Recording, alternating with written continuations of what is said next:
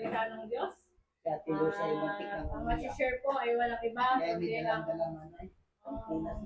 siya po ay may isang asawa, ayan, may 4 na anak, at meron pong munting negosyo na hinahawakan. At siya din po ay ginagamit ng Panginoon sa mga iba't ibang lugar po dito sa Lipa.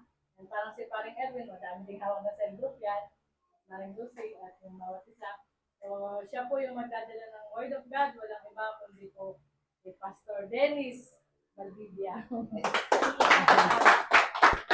Ayan, good evening po sa inyo lahat. So, bago tayo magsimula, okay lang bang yumuko tayong lahat? Tayo mag-pray? Panginoon, salamat po sa iyong mga salita na sa gabing ito ay amin pong pag-aaralan.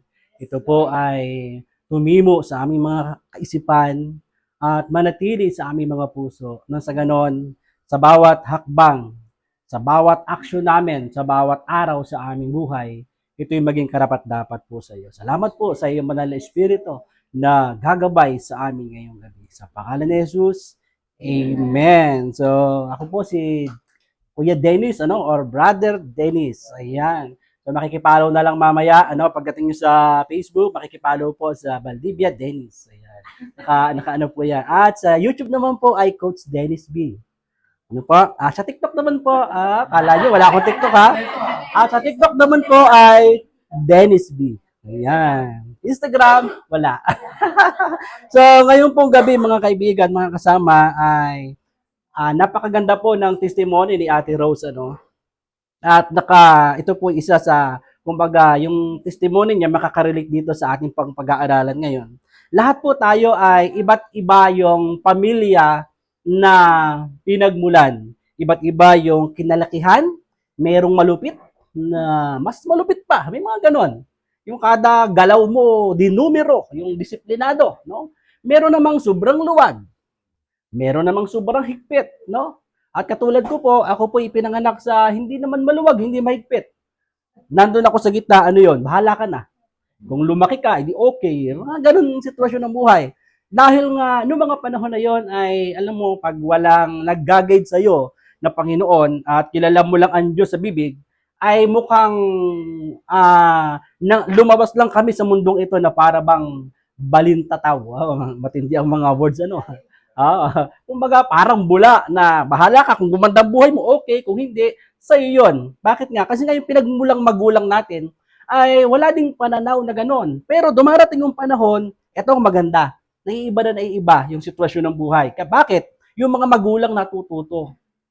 No? Katulad natin ngayon, yung mga panahon natin ngayon, ang dami nating pwedeng pagkunan ng mga karunungan para sa pagpapalaki sa ating mga anak, kung paano magpamilya. Ay, nung araw, wala, no? Wala, ano lang ba nung araw? Radyo, di ba? So, walang mga ganito. Punta nga tayo sa Facebook, paano magmahal, nandun Di ba? Paano mag-alaga ng bata, lahat na, nandun na. So, nung araw, iba. Kung ano lang yung natutunan nila sa lolo nila, i-apply nila sa anak nila. So, kung may pamalo noon na yantok, ganun din, yantok din ang ipamamalo sa iyo. So, yun yung pagpapalaki at paraan ng mga magulang noong unang panahon. Ang good news, ngayon na tayo ay mga nakakilala sa Panginoong Jesus at tinanggap ang Panginoon bilang tagapagligtas, meron nababago sa buhay natin. Amen? May nangyayaring kakaiba. Tulad nga po ni Ate Rose kanina, kung napakinggan yung testimony niya, sobrang higpit na sobra talaga, di ba? Talagang ano siya, iba yung kanyang testimony, talagang hataw kung hataw, pero binago ng Panginoon.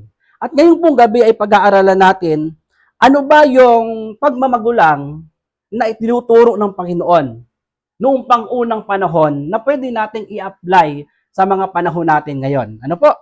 So ngayon, ano yung mga sumusunod? Ang sabi po dito, bilang mga magulang at sa mga wala namang magulang o anak, di ba? Doon sa inyong mga pamangkin, sa inyong mga pinsan na pwede nyo itong i-apply kahit sa inyong sarili. Una, sabi dito, bilang magulang, dalawa kasi ang meaning ng magulang, yung pakagulang mo naman. Di ba? Ginugulangan mo ako. Sa English na lang, parent na lang, Parents. Parents ba? Parent. Parent. Tayo mga parents. Ayan. Una, dapat, ano yung gagawin natin? Magpagmamahal at pag-aaruga. Ito naman ay given na, lalo na sa mga mami, yung pagmamahal, pag-aaruga, na dinala mo ang iyong anak ng 9 months, no? Kumbaga ramdam na ramdam yung pag-aaruga. At ito yung tinuturo ng Panginoon. Ang sabi dito, bigyan ng unconditional love at suporta ang anak. Tulad ng sinasabi sa Juan 4:19, kami ay nagmamahal sapagkat siya ang unang nagmahal sa atin. Sinasabi dito ng Panginoon na bigyan ng unconditional love ang ating mga anak. Nung baby pa, okay ang mga anak, diba? Sumusunod sa'yo. Kaya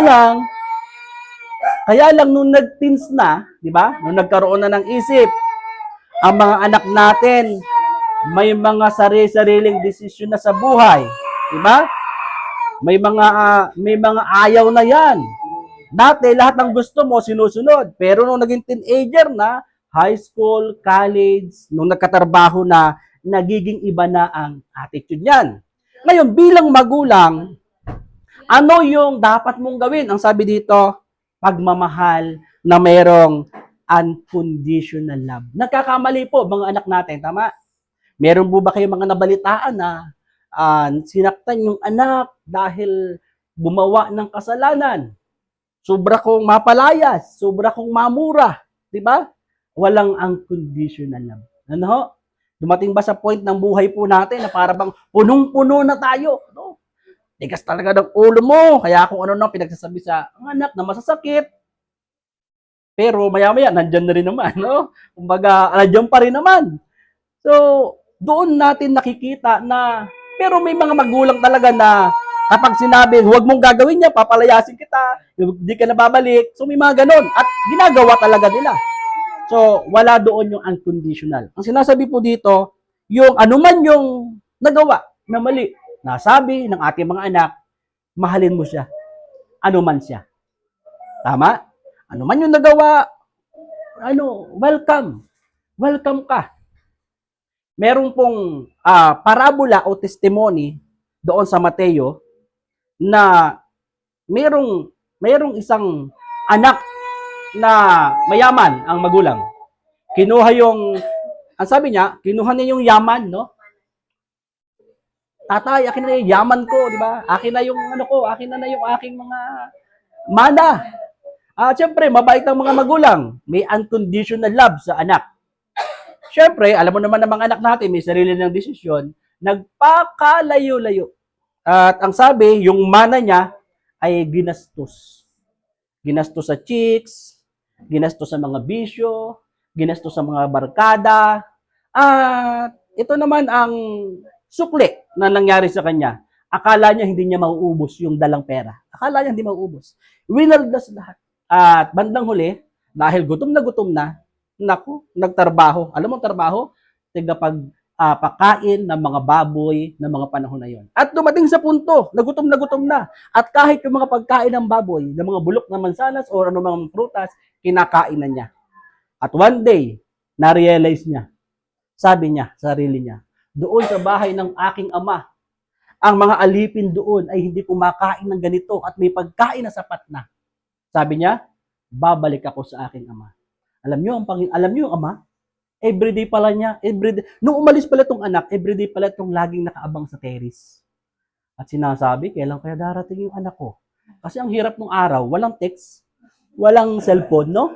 Saan ka na? Wala. Everyday, nasa labas ng bahay ang ama at kailan kaya darating yung anak ko? Pero ang good news, na-realize niya. At bumalik ang anak sa kanilang bahay. Alam mo, walang sinabing sumbat. Ano ka ba? Tigas ng ulo mo. Anong napala mo? Di yan. Di ba? Dapat ganun eh. Matapos mong kunin yung mana mo, babalik ka sa akin. Ano ka? Hello. Di ba? Ganyan yung mga usapan dapat. Pero, yung ama, hindi nagsalita ng ganun. Dalawang kamay, niyakap yung anak. Darating po ang point sa buhay natin na may mga ganun tayo siguro mga anak na darating na magkakamali sila, no? Pero one day, pagkatiwala mo lang sa Diyos, marirealize nila yan. At babalik sila sa iyo na ikaw naman, hindi mo susumbatan kung anong ginawa niya. Bahala ang Diyos ang magbago. Sabi nga ni ate kanina, gagawin ko ang magturo, gagawin ko ang magmahal, pero ang Diyos ang bahala magbago. Tama? Alam mo, itong maganda. Ibalik lahat ng mga kayamanan na nawala sa aking anak. O, di ba sabi gano'n? Lalong pinagpala. Kaya mga kapatid, kung dumarating ang panahon na para bang kayo titigas ng ulo ng ating mga anak, ipagpaubaya mo sa Panginoon. Basta ikaw, handa kang tumanggap.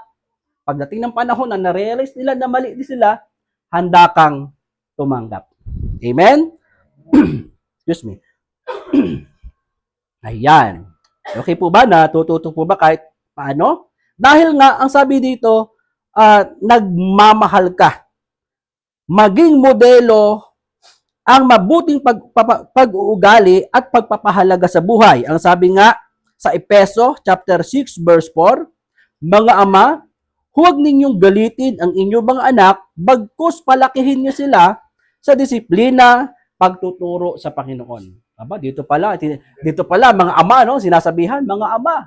Bakit nga? Kasi kadalasan, minsan yung mga ama matitinding magdisiplina, no? O, kumusta po yung mga ama nyo nung unang panahon, mga araw, di ba? Matinding magdisiplina, no? Kaya ang nangyayari, oo. Amen. Kaya ang nangyayari, parang, kung ano yung disiplina sa atin, ina-apply naman natin sa ating mga anak. Ganon din, kasi ganoon ka pinalaki. Di ba? Pero, ito pala, doon sa kaibuturan ng ating puso, ito pala parang nagkakaroon ng galit din. Na hanggang lumaki na lumaki, hanggang tumigas ang puso natin, na kahit magulang natin, hindi natin mapatawad. Dahil nga sa matinding sakit na naranasan natin nung unang panahon. Tama? So tayo, mga ngayon nakakakilala sa Panginoon, hindi dapat gawin. Anong gagawin? Unconditional love. No? Ano man ang mangyari, ano man nagawang kasalanan, mahal na mahal mo ang iyong anak. Tanggapin mo siya. Dahil ang Diyos ang magbabago, na one day, nako, pupunta sa iyo yan. Mami, tatay, nanay, patawarin niyo po ako. Di ba? O hindi man masabi, pero yung action nila nagbabago. Mami, ito po ang 10,000, mag-grocery ka. Di ba? Di ba? Di ba? Sarap nun, no? Mami, pambili mo ng luho ito. Ito na ang 20,000. Di ba? Kasi ubusin niyo, ma'am. Darating po ang punto lang gano'n. Dati ang tigas ng ulo ng anak mo, pero pagdating ng point, ikaw siya pala yung magpapaligaya sa iyo. Siya pala yung lahat ng pangailangan o bibigay. Mami, punta tayo ng Hong Kong, libre ko lahat. Punta tayo ng Japan, ako nang bahala. Yan po yung mga pagpapagal mo nung una, no? Na pinalaki mo, ngayon, okay na. Okay? So, bakit nga unconditional love, no? Nagmamahal ka. Ngayon, dito tinuturuan tayo na bilang ikaw, nagiging modelo tayo. Bilang mga magulang, model tayo saan? Sa pag-uugali. Yung haba ng pagpasensya, yung humbleness, nagiging model tayo diyan. At syempre, alam mo na, sa mga babae, yung maganyan, model din tayo dapat diyan, di ba? Yung konting naman, konting lambing, yan, di ba? Hindi mo pa kada pagkakamali, ano ba yan, nabasag na naman, ano naman ginagawa, mahal-mahal yan. Di ba? Ganon. So, nagiging modelo tayo. Dahil kung ano nakikita sa iyo, pagdating ng panahon, magmamagulang din ang anak mo, gagayahin ka din lang. So, ibigay mo na yung pinaka-the best mo, no? Na pwedeng sa kanya, magturo. Pangalawa, paghubog ng kaalaman at kakayahan. Tuturuan mo siyang mahubog yung kaalaman at kakayahan. Sabi dito, turuan ang anak ng mga mahalagang bagay. Ano yung mahalagang bagay? Tulad ng pagbabasa ng Biblia. Tanong, sino dito nagbabasa ng Biblia? Taas ang kamay. Yung iba, malabo ang mata. Sa cellphone, okay lang yon. Pero ito po ang aking pong payo sa inyo. Malabo ang mata. Yung tinuturuan siya ng anak niya. Ang galing, kay anak na, baliktad na. So dito tuturuan natin silang magbasa. Ngayon, high-tech na po tayo ngayon. Makinig na lang kayo ng Biblia. YouTube, tapos i-type nyo, Audio Bible Tagalog. Yan. Mula Genesis hanggang Revelation. Nako, mamili ka na doon. Sabihin mo, Audio Bible Tagalog, Aklat ng Mateo. Yan, lalabas na yon. Tagalog yon. Habang ikaw naglalaba, habang nagugas ka ng plato, makinig ka ng Word of God. Kasi, ang pananampalataya, nagsisimula sa pakikinig. Tama? So, ang maganda, high-tech na ngayon. Makikinig ka na lang. O, di ba? Makikinig ka, pumapasok sa puso, ngayon nababago ang buhay. Yun po yung kagandahan doon. So, tuturuan natin ang mga anak po natin na magbasa ng Bible. Bakit mahalaga ang magbasa ng Bible? Ito po kasi ang paraan na kinakausap tayo ng Panginoon, ang pagbabasa ng Bible. Dito tayo lumalago. Ito yung pagkain ng ating spiritual. Mga kapatid, kapag ang pagbabasa ng Biblia lagi mong ginagawa o pakikinig, lumulusog ang iyong spiritual na buhay. Lumulusog ang katawan. Joke lang. Lumulusog, ate. Hindi katawan, spiritual. Tatlo lagi ang binubuo ng tao, spiritual, espiritu, katawan, at kaluluwa. Ngayon, bakit marami mga tao pag dumating ang pagsubok sa kanilang buhay, naluka-luka na? No? Bakit? Kasi nga, ang spiritual na buhay, hindi malago. Bagsak.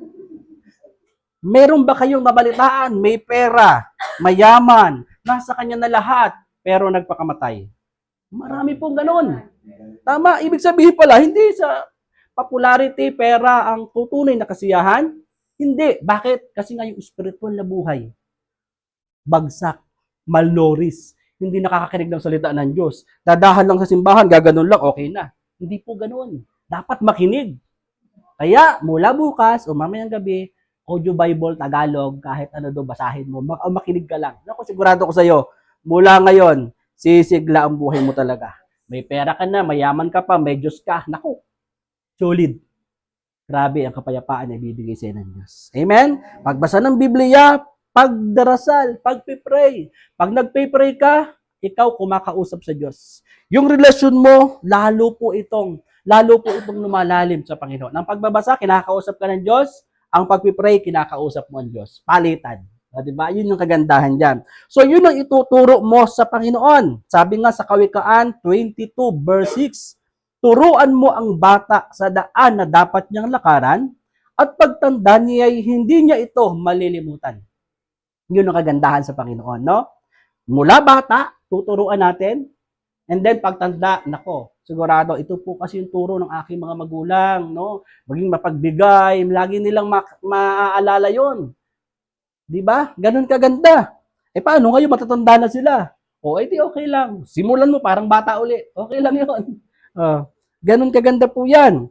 Bigyan ng mga gawain at responsibilidad ang mga anak upang matuto silang mag-isip at kumilos ng mga may layunin. So, kung dati, para bang nagkamali tayo ng pagpapalaki sa ating mga anak na sobrang spoiled, lahat binigay na.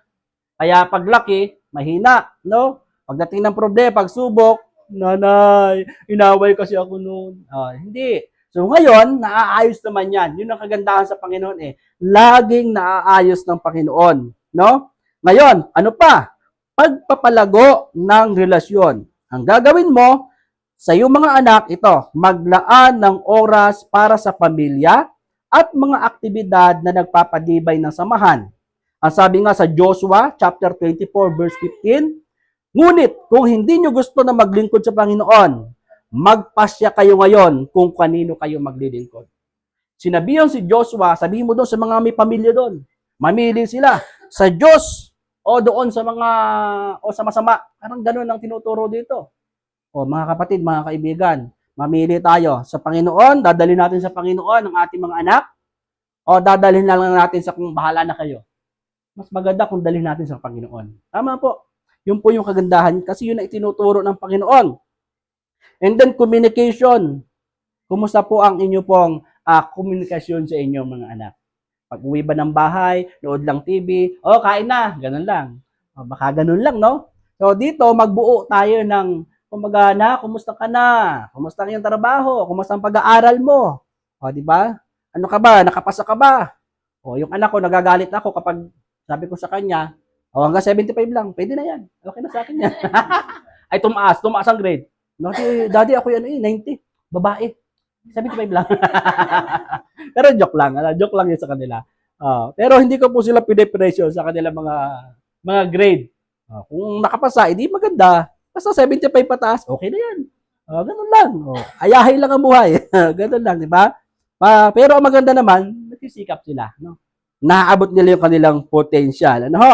Komunikasyon, ako, napakahalaga. Kaya, pag may mga day off po ang inyong mga anak, yayain nyo, libre ko kayo. Tara, kain tayo, lome tayo. No? Hindi naman mahalaga kung gaano kaganda o kasarap yung pupuntahan nyo. Basta may pag-uusap lang. No, ha? So, salo-salo tayo sa tahanan natin. Dalhin natin sa labas yung lamesa. Doon tayo kumain. Di kumain na kayo sa labas. At least, budol fight kayo doon. Nagsisimula po yun doon. Sa aming mga lalaki, minsan mahirap, mahirap sa ating mga lalaking gawin. Pero tulungan tayo ng ating mga asawang babae. No? Para at least, yung komunikasyon sa ating mga anak, hindi na lang naririnig sa atin, puro galit, sermon, di ba? Ang mga ganon lagi. So ngayon, ibahin po natin yung ating mga strategy. Ano pa?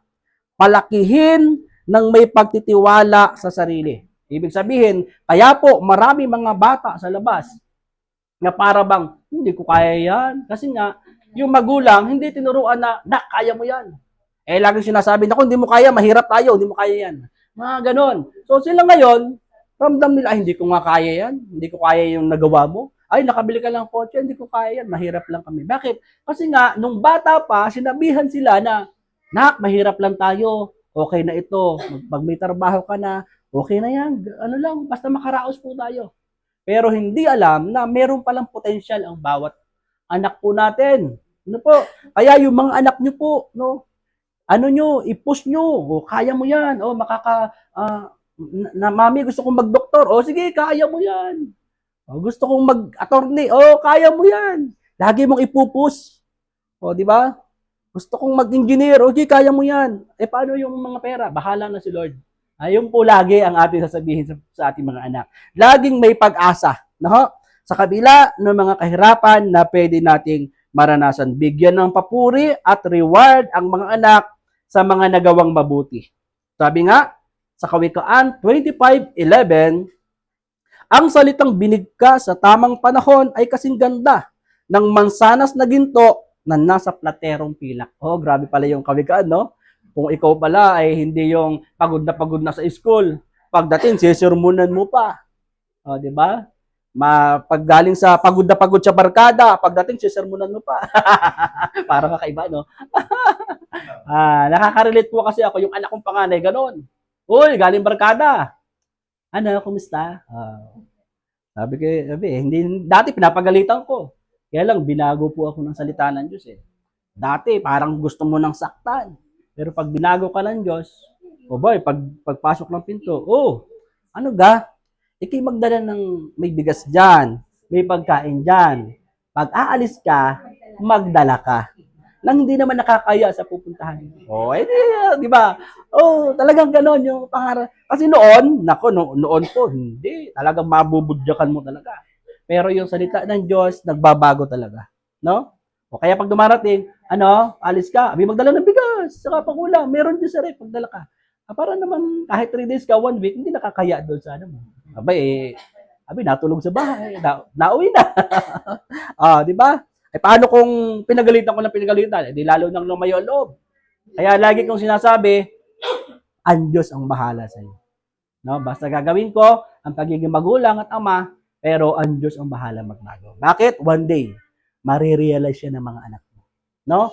Pupunta sa iyo, at ikaw naman, 2 kamay na tatanggapin mo sila. Okay? Yun po yung maganda sa Panginoon, no? Ang Panginoon, nagtuturo talaga to sa atin ng mabuti, no? Kaya pag nasa Diyos po tayo, nasa Word of God po tayo, hindi ka po nito ikapapahamak. Talagang sobrang buti po ng ating ng Panginoon. Turuan ng anak na magtiwala sa sarili at sa kanilang mga kakayahan. So, ang mga anak po natin ay may mga potensyal. Yan po ipinanganak niyong leon, hindi pusa. Ibig sabihin, yan? Warrior yan. Lahat mga anak po natin, no? Ano man yung mga dreams nila, suportahan po natin. Halimbawa, nangangarap ang inyong mga anak na magandang bahay.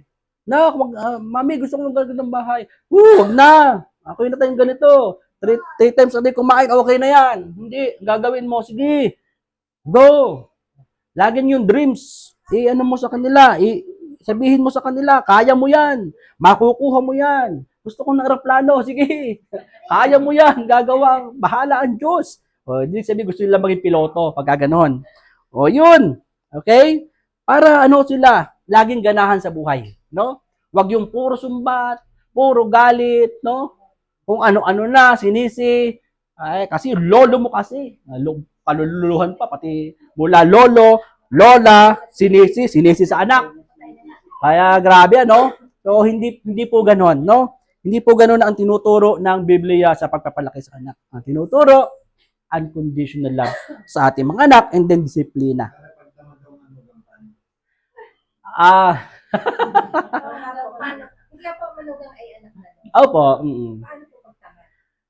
So, tulad nga po sinabi ko sa'yo, bahala na ang Diyos, basta gawin natin, no? Basta gawin natin yung part natin, no? Bahala na ang Diyos.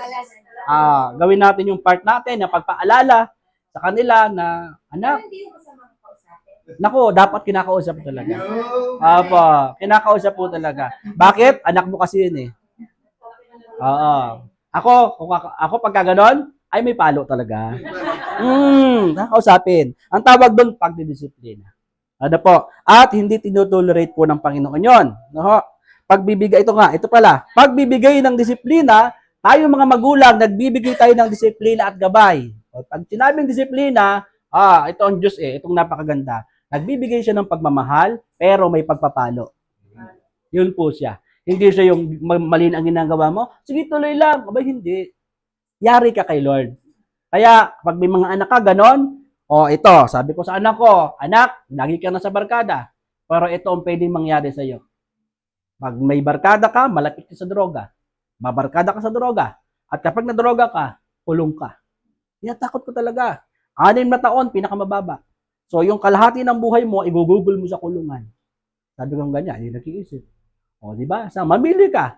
So, ganun po. Kumbaga tayo, ipinapakita din natin yung pwedeng mangyari bandang huli. Po?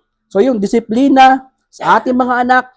Kasi bakit? Sabi dito, kailangan mo ng disiplina, gabay upang matuto sila na mag-isip at kumilos ng may responsibilidad.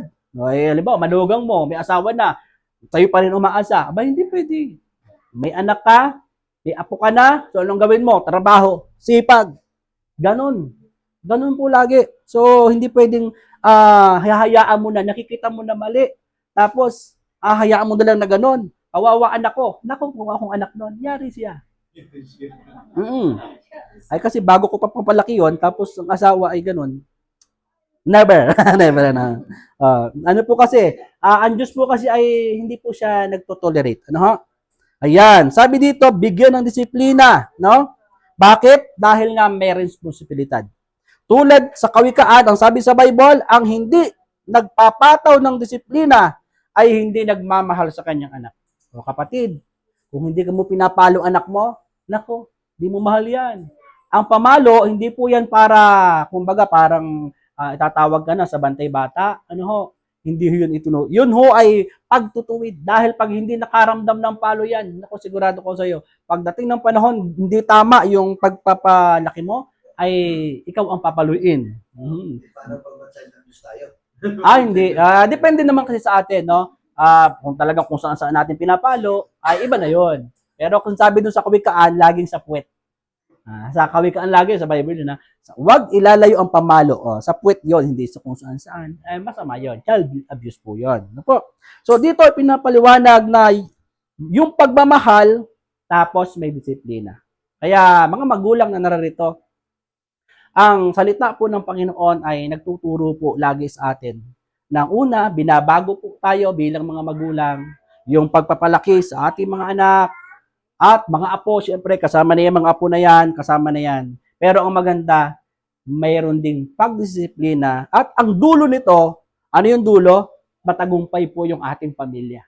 No? So, hindi po masama na tayo nagdidisiplina dahil alam natin na yung ikakadisiplina mo one day, magagamit niya yon at magiging matagumpay po tayo. Amen? So, yun po yung magandang sabi dito, sa ganitong paraan, makakatulong ang mga magulang sa paghubog sa mga anak para matakot sa Panginoon. Yun ang kagandahan.